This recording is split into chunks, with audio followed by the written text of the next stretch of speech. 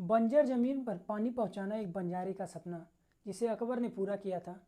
अकबर, जैसा कि मैं अकबर के बारे में बताऊं, अकबर मुग़ल काल का तीसरा शासक था जो कि काफ़ी महान शासक हुआ भारत का। इसके समय में इसकी जो मुगलिया शासन थी वो काफ़ी ज़्यादा बड़ी हो गई थी।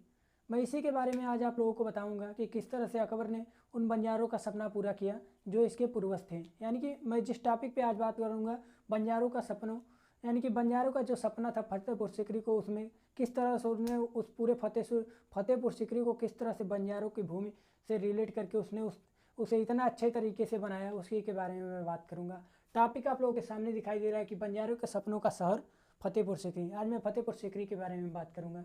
जैसा कि मुगलिया शासन के बारे में मैंने एक वीडियो बता चुका हूँ। उस वीडियो को आप लोग नहीं देखे हैं तो जाइए उस वीडियो को देखिए, ताकि मुगल शासन का आगमन और किस तरह से उन्होंने भारत पे आकर आक्रमण किया था उसके बारे में पता चलेगा। और ये मुगलिया वंशज का ही तीसरा शासक था, क्योंकि पहला तो आप लोगों के सामने बाबर था, बाबर पहला था, और जो दूसरा था वो इसका बेटा था यानी कि हुमायूं था, और हुमायूं के चले जाने के बाद अकबर होता है। यानी कि तो मुगलिया शासन का ये तीसरा वंशज था जो अकबर था, इसी ने ही फतेहपुर सीकरी का निर्माण कराया था। यानी कि फतेहपुर सीकरी का निर्माण देखिए, एक स्टेप यहाँ से बन सकता है। फतेहपुर सीकरी का निर्माण किसने किया था? निर्माण किसने किया था? तुम्हारा इसका आंसर हो जाएगा, यहाँ पर पूछ सकता है इस तरह से, तुम्हारा इसका आंसर हो जाएगा अकबर। अकबर ने हमारा फतेहपुर सीकरी का निर्माण कराया था, क्योंकि इसी के समय में इसने अकबर, यहाँ आंसर हो जाएगा।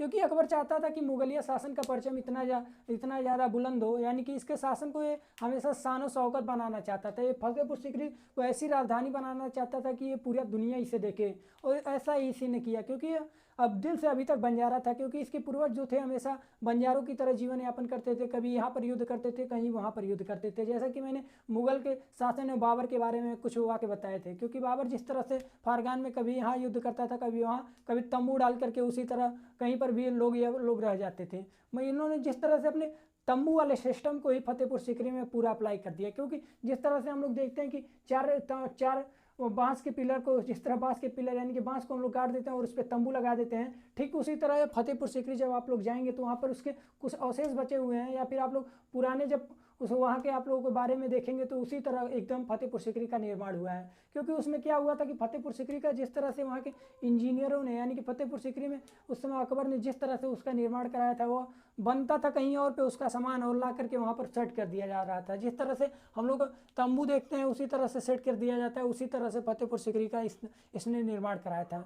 इसकी राजधानी तो पहले क्या थी, अकबर की जो पहली राजधानी थी, यानी कि जो इसकी राजधानी जिसने बनाई थी वो हमारा वहाँ पर था, आगरा में था। तो ये आगरा से करीब 30 किलोमीटर की दूर पर फतेहपुर सीकरी आप लोगों का इस समय मौजूद है, और उस समय भी 30 किलोमीटर दूर था। यानी कि आगरा जो हम लोगों के सामने, आगरा जो इसकी राजधानी थी उस समय की, आगरा से करीब 30 किलोमीटर दूर, देखिए 30 किलोमीटर दूर इसने एक ऐसी जगह चुनी जो काफ़ी ऊंचाई पर थी, पर वो भूमि काफ़ी बंजर थी, वो उपजाऊ नहीं थी। ये टापू यानी पहाड़ियों की तरह भूमि थी। 30 किलोमीटर दूर फतेहपुर सीकरी पहाड़ी वाली क्षेत्र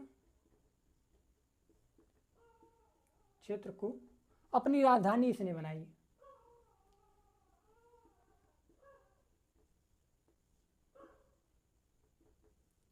और इससे ही इसने फतेहपुर सीकरी का निर्माण कराया। तो यह करीब 30 किलोमीटर दूर थी इसकी आगरा से, और यह भूमि काफ़ी ज़्यादा टापू पर थी, पर यह भूमि काफ़ी बड़ी थी। यानी कि अगर मैं आज के दायरे में देखूँ तो एक करीब लंदन के एक छोटे टीपू से, यानी कि लंदन के एक टीपू से काफ़ी बड़ा था ये, इसका पूरा ये जो एरिया। यानी कि फतेहपुर सीकरी जितने लंबाई चौड़ाई में फैला था वो काफ़ी लंबा चौड़ा था। यानी कि इसका मैं अगर दायरे की बात करूँ तो ये करीब 15 किलोमीटर में फैला था। आप सोचिए, ये जो फतेहपुर सीकरी का जो जहाँ पर अकबर निर्माण कराने वाला था, वो टीपू हमारा 15 किलोमीटर में फैला था। देखिए वो टीपू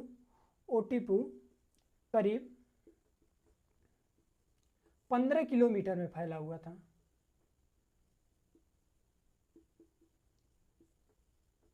तो ये टॉपिक, एक दो टॉपिक आप लोगों को याद करने के लिए बेसिक टॉपिक मैं बता दे रहा हूँ, जिससे आप लोगों को एक दिमाग में एक कहानी की तरह बन जाएगा और उसे आप लोग आसानी से याद कर लेंगे।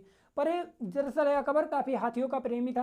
तो जब आप लोग बुलंद दरवाजे पर जाएंगे यानी कि फतेहपुर सिकरी में जाएंगे तो आप लोग देखेंगे वहाँ पर एक बहुत बड़ा दरवाज़ा है, और जहाँ पर दरवाजे के दोनों तरफ यानी कि दोनों तरफ वो हाथी को उसने हाथी का चित्र बनाया हुआ है। यानी कि इससे प्रतीत होता है कि वो अकबर बहुत ज़्यादा हाथियों का प्रेमी था और बचपन से ही इसे हाथी चलाना आ गया था, बचपन से ही हाथियों पर हमेशा सवारी करता था और इसे हाथी बहुत ही पसंद थी।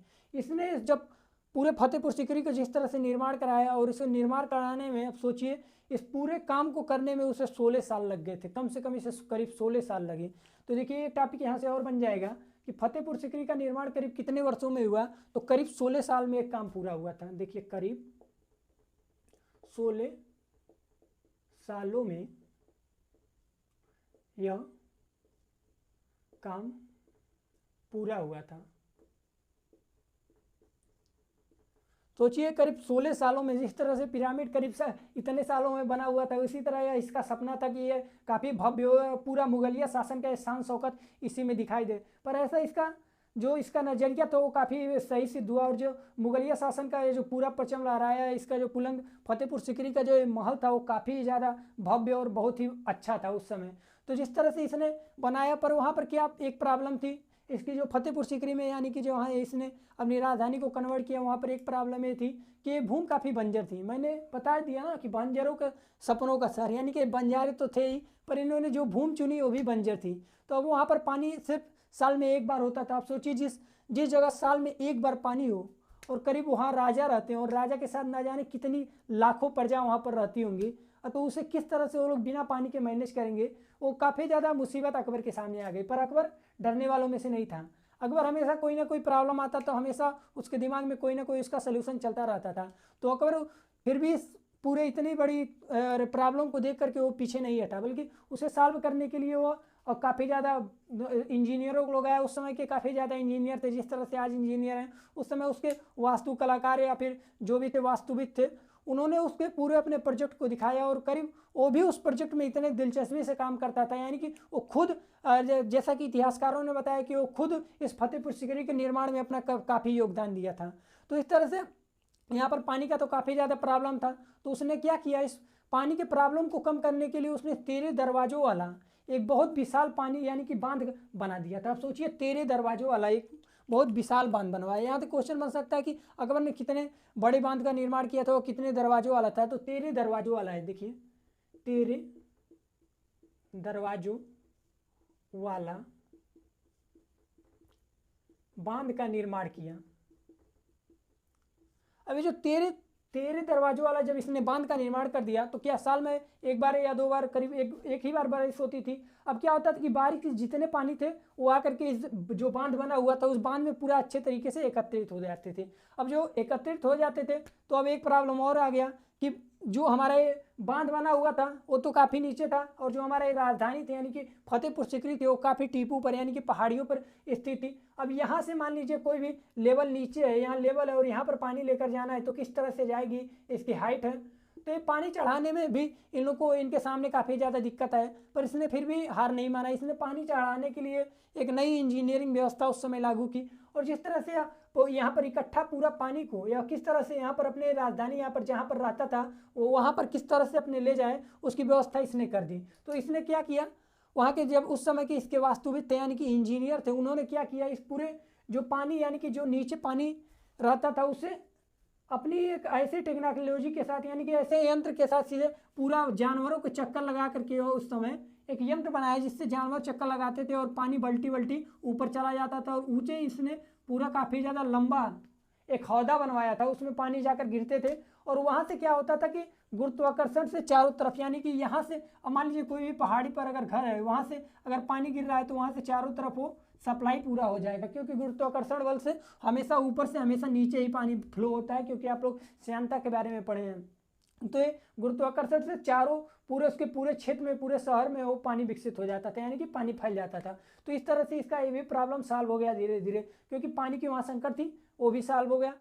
जो अकबर के इंजीनियर थे यानी कि इसके वास्तुविद थे, वो हमेशा इतने अच्छे से काम करते थे, जिस तरह से लगता था कि क्या काम हो रहा है। यानी कि वो लकड़ी का जिस तरह से ढांचा बनता था उसे एकदम पत्थरों पर उतार देते थे। जिस तरह से वो लोग लकड़ी का ढांचा बनाते थे उसे सिर्फ पत्थरों में उस तरह गिन देते, उसी तरह एकदम उतार देते थे। अगर आप लोग कभी भी टाइम मिले तो आप लोग एक बार फतेहपुर सीकरी जाइएगा और वहाँ के इसके जो अवशेष बचे हुए हैं आप लोग उसी में आप लोगों को इतने अच्छे तरीके से आप लोगों को दिखाई देगा कि आप लोग देखेंगे तो कहेंगे कि उस समय की टेक्नोलॉजी कितने आगे थी इस वास्तुविद में।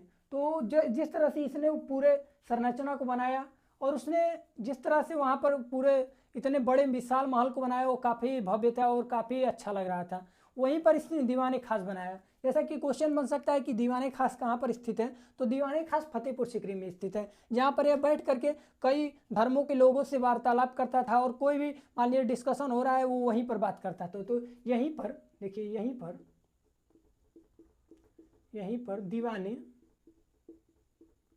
पर दीवाने खास बनवाया,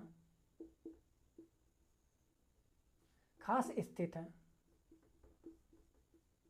और जब आप लोग फतेहपुर सीकरी जाएंगे तो वहाँ पर देखेंगे कि एक बहुत बड़ा पिलर है। जैसे कि मैंने बताया था कि अकबर को हाथियों से बहुत ज़्यादा प्यार था, तो उसने उस पिलर को क्या किया था कि हाथी के जो सूंड होते हैं यानी कि हाथी के जो दांत होते हैं उसी को उसने पूरे बड़े बड़े दांतों को वहाँ पर जड़ दिया था। तो आप लोग वहाँ पर एक बार जाएंगे तो देखेंगे, अगर उसके अवशेष बचे हैं तो आप लोगों को दिखाई देंगे कि उसके जो हाथ के पिलर हैं वो आप लोगों को दिखाई देंगे। पर क्या हुआ, धीरे धीरे करीब इसने काफ़ी ज़्यादा वक्त वहाँ पर फतेहपुर सीकरी में बिताया, तो यह करीब 15 साल तक वहाँ पर अपनी राजधानी में रहा। करीब 15 साल तक, देखिए करीब 15 सालों तक यह यानी कि अकबर वहाँ रहा। पर क्या हुआ, अचानक समय बीतते बीतते धीरे धीरे पश्चिम यानी कि उत्तर पश्चिम में हंगामा हो गया। जैसे कि मैं अगर मैप में बताऊं तो उत्तर पश्चिम आप लोग का ये एरिया है, देखिए ये हमारा हो जाता है बंगाल, ये वाले एरिया यही उत्तर पश्चिम एरिया है। उत्तर ये पूरब है, ये पश्चिम है। उत्तर पश्चिम में इसका हंगामा हो गया और इसकी राजधानी यहाँ पर थी।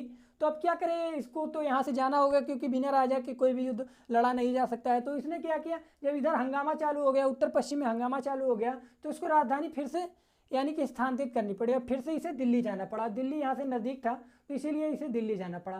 तो अब यहाँ से वो फिर से दिल्ली गया। और जब राजा ही कहीं से दिल्ली चला जाएगा, मान लीजिए राजा ही वहाँ पर नहीं है, तो वहाँ की जनता भी उसके साथ चली गई। यानी कि जो फतेहपुर सीकरी था पूरी तरह से खाली हो गया था, क्योंकि धीरे धीरे वहाँ से लोग पलायन करके, जब अकबर खुद चला गया वहाँ पर दिल्ली चला गया युद्ध लड़ने के लिए, क्योंकि इधर काफ़ी ज़्यादा हंगामा हो रहे थे, तो इधर ये पूरा फतेहपुर सीकरी धीरे धीरे शांत पड़ गया। और यहाँ पर जैसे कि मैंने पहले ही बताया था कि यहाँ पर पहाड़ी पर स्थित था और यहाँ पर पानी की काफ़ी ज़्यादा किल्लत थी।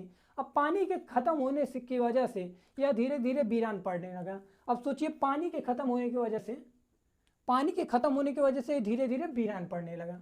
तो ये वीरान हो गया और धीरे धीरे पूरी तरह से ध्वस्त होने लगा, यानी कि इसका ढांचा धीरे धीरे समाप्त होने लगा और यह पूरा फतेहपुर सीकरी समाप्त हो गया। यानी कि बंजारों का जो सपनों का शहर था फतेहपुर सीकरी, धीरे धीरे वो वीरान होने लगा। तो इस तरह से मैंने आज इस वीडियो में आप लोगों को फतेहपुर सीकरी के बारे में बताया, आप लोग इस अकबर के बारे में बताया और जो भी इसमें नॉलेज थे मैंने उस सभी को बताया। तो आप लोगों को वीडियो अच्छा लगा हो तो प्लीज़ लाइक, शेयर और सब्सक्राइब कीजिए और मिलते हैं अगले वीडियो में। अगर आपने हमारे मुगलिया शासन वाले जो पीछे मैंने वीडियो बनाया, अगर आप लोग उस वीडियो को नहीं देखे हैं तो प्लीज़ जाइए उस वीडियो को देखिए। मैंने उसमें बताया था कि मुगलों का किस तरह से भारत में आगमन हुआ है और किस तरह से बाबर ने भारत पर अटैक करके भारत को किस तरह से कब्जा कर लिया था, उसके बारे में मैंने बताया है। तो आप लोग उस वीडियो को ज़रूर देखिएगा। मिलते हैं एक अच्छे वीडियो के साथ अगले वीडियो में। धन्यवाद दोस्तों।